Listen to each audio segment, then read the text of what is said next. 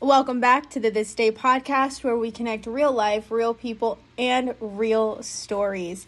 Tune in to a brand new episode happening right now.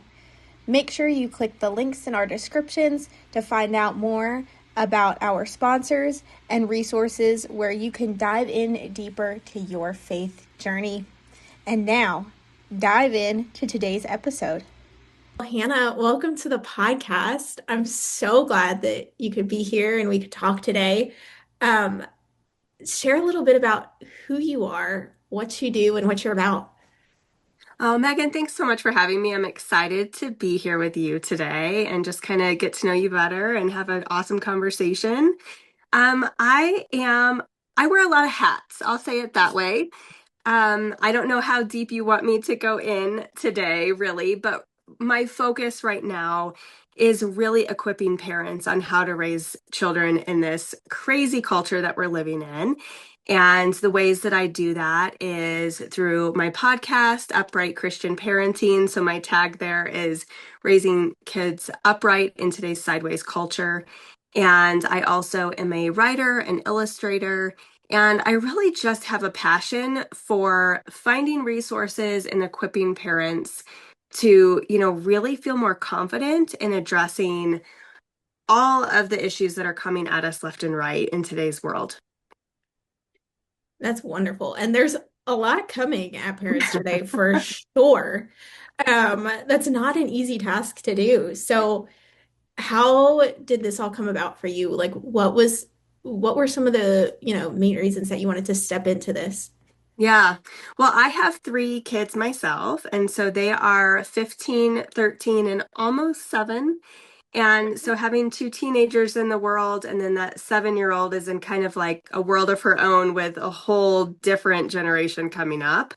It's I've just seen, so many things, whether it is at school, political circles around us, or just friends groups. There's so many different things that we have to navigate.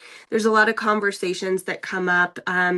Even in our own extended family life, we have differences and, different beliefs and different ways of life that we walk. And, it's a lot of hard conversations come to the surface. Yeah. And I think a lot of parents don't know how to handle those hard conversations. And they might just, kind of change the subject or, kind of push that topic aside or, maybe give like a surface answer or what I like to call, like the Sunday school answer. And I really believe that our kids are capable of learning so much more and going so much deeper than what we sometimes give them credit for. And I love, really just empowering parents to be able to feel like, okay, I know where to start with this. I know biblically how to address this topic. We've studied this in the scriptures. We've taken this direction and we know how to have a solid conversation. We might not have all the answers, but we know how to go there and we're not scared of it anymore. Because if parents are scared, if adults are scared to address a topic, then it's really terrifying for kids. And I always say, it's really common knowledge. If you don't find answers from your parents, you're going to go to your peers. You're going to ask your Yeah. friends, of all of the hard topics. If your parents aren't giving you a straight answer, you're gonna find the answer. So I think it's so important that parents give that answer first, and it's in safety of your own home and with the Word of God surrounded with your answer, and really just coming at it from that perspective. So I think that's really where it stems is in our own home, having those hard conversations and meeting people that are just like, oh gosh, I don't know how to do that, and seeing that it's been a need really for parents to feel like they have someone to link arms with, someone to listen to, someone to guide them. And I'm not saying that's me, but I love finding those amazing people, whether it's on my podcast or that have ministered to me or have guided me, and I can pass that information along. Yeah, absolutely. Well, like you said, like the world tries to come and just influence our kids and influence, young people in such a way that's, you know, it's not really for the best at times.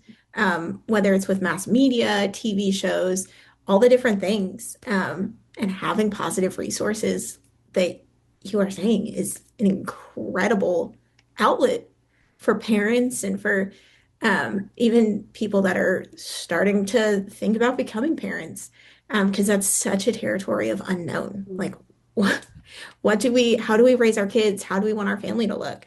Um, what would you, I should say, where have you seen, these positive resources?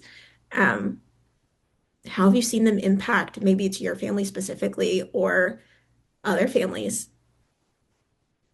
Yeah, that's a good question. I think, there really cannot be enough. There's so many negative influences. I mean, we see I'll kind of start with the bad and the ugly before I give you some of the good. But Yeah. you look at a platform like Netflix and you see the giant percentage of kids shows are, infiltrating LGBTQ agendas or transgender uh, individuals on the episode or whatever it is. And, parents are just trusting that a cartoon is a cartoon, like in our age where we could just sit around the TV on a Saturday morning and watch Looney Tunes and just have silly humor. Well, that's not what it is anymore. It's very much a agenda driven industry. And, we have that kind of indoctrinating the kids. You also see that in public school systems. I am in Jefferson County, Colorado.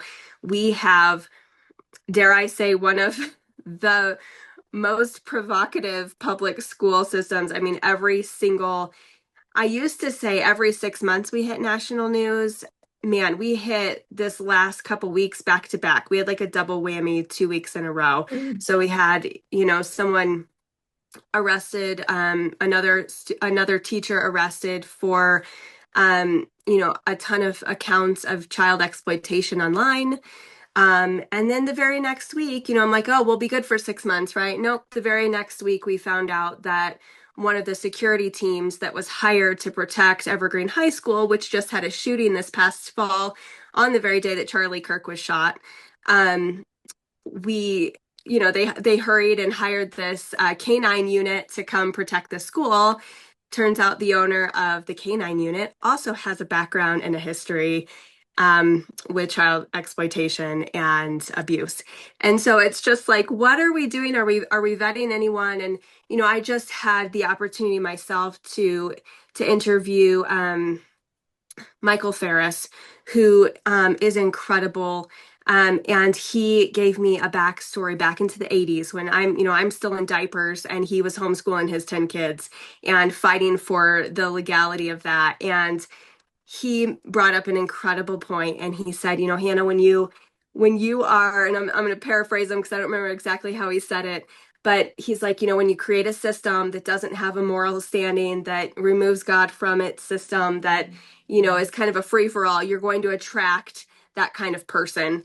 And I think that's what we've seen, unfortunately, with our kids. So we have, media, like you mentioned, and then we've got our school system. And so everywhere that our kids are, if they're at school, they're potentially in danger. If they're at home watching TV, they're potentially in danger. If they're on YouTube, they're just Yeah. their whole everything that is surrounding a child has been perverted and used to harm them. And that doesn't mean everything is bad. There are incredible opportunities, still incredible teachers, there are still incredible schools.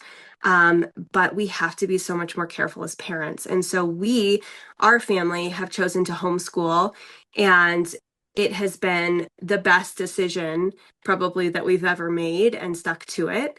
And I started early on with homeschooling my two oldest. And I started to doubt myself. My son wasn't reading right at the level that I felt like his peers were reading. And I took that as, oh, I'm failing. I'm Mm. messing him up. I'm not doing this right. I've got to mainstream him. I've got to hand him over to someone that knows what they're doing. And boy, was I wrong. Several years later, my daughter was being teased for wearing dresses. She was very girly girl, very into fashion, and they actually would make fun of her so much that she wanted to just start wearing sweatpants and baggy t-shirts and things like that. And so we saw that happen, and then 2020 happened, the world nearly imploded on itself, and a Yeah. lot was exposed in the public school arena.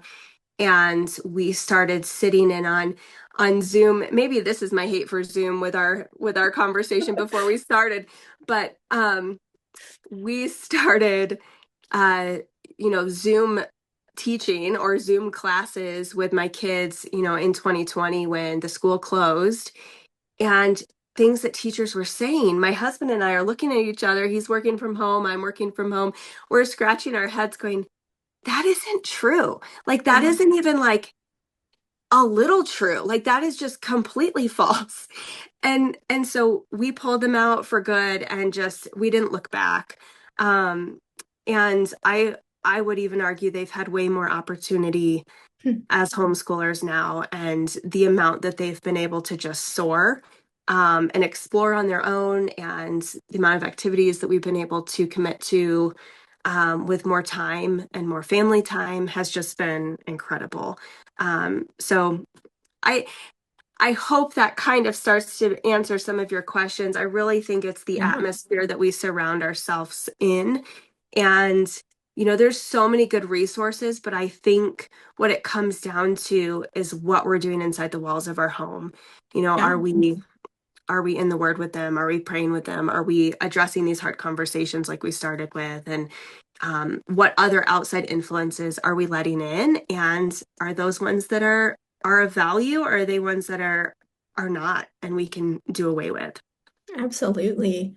That's so great. And you mentioned, I think, such a good thing that a lot of parents deal with, or even a lot of people that, maybe are supporting families, like the grandparents that are supporting in families, Hmm. or whoever might be surrounding the family unit. But the doubting yourself as a parent, that is such a real thing. Like, how did you navigate that doubt as you were walking through that season of starting to homeschool, watching your children just navigate emotions that all kids go through, but it's so hard when you can't just step in and say, back away from my kids, everybody, back away. Like, how did you navigate that? And, what would you encourage other parents? Mm. Yeah, I think for us, it was, really a piece of our marriage that was disconnected. Mm. So it was a very important part of our homeschool story, I think, is that when I very first started to homeschool, my husband wasn't really sold. He was supportive, like, okay, yeah, you do what you think we need to do, and kind of handed that over to me, but he wasn't necessarily involved, and he wasn't, he was just very worried about, okay, wait, are they behind? And, you know, first of all, you've got to debunk that as a homeschooler, that there is no such thing as behind, because you're literally just learning how to learn. And there's never a behind to that. That is something that should go on and on and on your whole entire life. And the second you stop learning and stop, exploring new things and being creative and using your brain, then we shut down and we are no more. So, really that is the biggest role that I feel like I have to play, is helping my kids learn. Well, but I didn't understand that when I first started out. And so that self-doubt piece also went hand in hand with, oh, well, my husband thinks that maybe we're not doing it right. And he thinks that maybe we're behind. And, he thinks my son is struggling or behind his peers. And so even though his concerns were valid and important, we didn't have that walk together where we were in unison and had the same goal and had the same perspective. And we just didn't have the confidence of homeschooling yet. And so, then fast forward when 2020 happened, and my husband saw on the inside the story that I explained, where we started to Yeah. see the corruption. That's where he was all in. He's like, nope, pull him out. We're Yeah. doing this. And so I always tell parents, like, you really have to have that conversation with your spouse and be on the same page. Otherwise, there's always going to be tension there. And you're going to feel like, at least the way that I felt was, gosh, I'm failing or I'm not doing it right, or you start to have all of those self-doubts kind of creep in. And the Lord has given us children. He has blessed us with these children, and I don't believe that he would bless us with our children if he wouldn't also equip us. If he has Mm. called us to be a parent, we know in scripture he calls the equipped. So if he has called us to parent, Yep. then he will equip us. If he has called us to homeschool, we better darn believe he will equip us. But we have to trust that. We have to surrender that over to him, and we can't make it about ourselves and our abilities. We have to go, God, you've given me this, and I'm going to trust that you're going to guide me through this, and I don't have all the answers, but you're going to surround me with a community or with other people that can help me do that. And so that's kind of been the journey for us and how I've kind of pushed through. It's definitely with community, with God is my anchor, with his word, and trusting that, hey, if I'm doing this, God, like you're backing me, like, coming back to him saying, hey, help me do this. I don't know what I'm doing right now. Absolutely. No, that's so good. Community is such a vital part of life, hmm God didn't place us here to do life alone. That's right. Um, and he placed us here to live it out with other people. Yeah. But you literally are proof um, that you can wear multiple hats and do so many different things. Your ministry is proof of that. Your story is proof of that. So, how has that helped shape just you as a person, um, what you're doing right now in ministry? Well, I'm a creative deep down, and I think like most of us creatives, it I don't know if we get bored easily or what it is, but we kind of have to do a lot of things at once, and just doing one solid thing is just it's not enough. And so I've kind of always had a very kind of big picture, very what's the word I'm looking for? Just kind of like a lot of variation in my day to day. And so I love being able to be, watercoloring and illustrating one day, and then be able to just be focusing on writing for a season, and then really be focused on homeschool, and really be, I just kind of do all the different things. I also have a photography business. And so that, I think that piece, my whole story, I started out in interior design with commercial design, architectural stuff. And, the market crashed back in 2008, and I had to kind of reinvent myself. And while I kept my foot in the door with design, it started to morph into these other areas. And I started to get more into branding and graphic design and photography and all of these other facets of the creative world, and really started to it was something that I always wrestled with interior design, with the Lord, of God, like, why, where is your glory in this? I just always, my heart was always to show his glory in whatever I was doing. And sometimes with my interior design clients, it wouldn't feel like I was doing that. It wouldn't feel very intentional or purposeful. And it felt just more like, hey, we're taking a bunch of money and making this look really pretty with a lot of high-end material. Yeah. And, that's it, just kind of had the big showy side. And it just didn't, it felt like world's glory, but not God's glory. And so that was kind of always this prayer. And I really think that he used the education of that, my experience in that, to really kind of jumpstart the facets of, creative work that I'm in today. And I see that foundation was laid with certain skill sets and things like that. Like, man, this really gave me a foundation. And now I'm able to kind of bounce off of that and really kind of come full force. But one thing that he always answered me with was that he is the master architect. And that, when we design stuff or when we create, that is a piece of God's identity. And that's part of his character. And since we are designed in his image, it's so natural for us as humans to want to build or create or design or to make something beautiful, because that's how he started us. He made us beautiful. He made everything. around just so intricate and purposeful and intelligently designed. And so of course it's in our nature to want to kind of have our own little piece of the creation story and create something, but ultimately that is to show his glory back. That's beautiful. And it's so true. I think in the creative space, there's so many opportunities to show um, what God has done, whether it's through design, through, creating and building, or through a graphic, or even through a simple podcast, Mhm. and just share the story that, God's writing each and every day. It's just such a beautiful thing that we get to do, but so often, we as humans take for granted. Um, so I just think it's something beautiful that we get to do each and every day. Yeah, I agree. It's really pretty What cool. what is something that you would leave with parents um, to, actively continue to try to um, train and prepare their children for the journey ahead in this crazy, crazy world? Mm. Oh man, it's a heavy question, but something that I deal with often.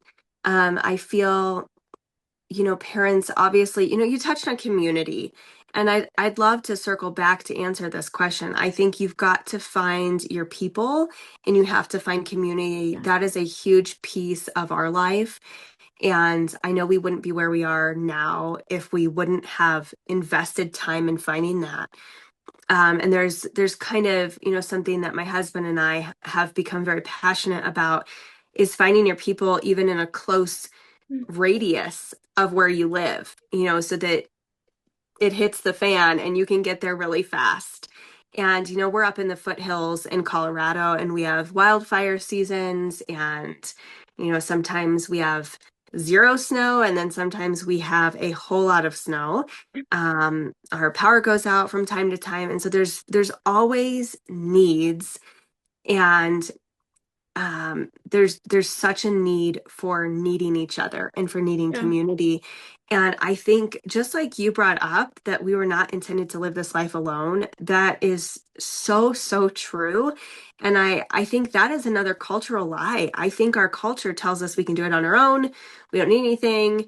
We can run everything between me, myself, and AI, maybe we can get it all done, right? Like Yeah. we don't need all these people to link arms with. And I think that is absolutely one of the biggest lies. I think we see that with spikes in depression and suicide and anxiety. And but when we have each other to lean on and we start to realize like, oh wait, what you're dealing with is actually a lot like what I'm dealing with, and we can pray for each other with that and we can help each other and hey, this is what helped me, and hey, I've been through that and I got through it, and now let's, Yeah. let me help you walk through it this time. And there's so much common ground when we are allowing ourselves to be vulnerable with each other. And I don't mean like, there's good communities online and they serve their purpose, but that's not what I mean. I don't mean virtual communities. I mean real flesh and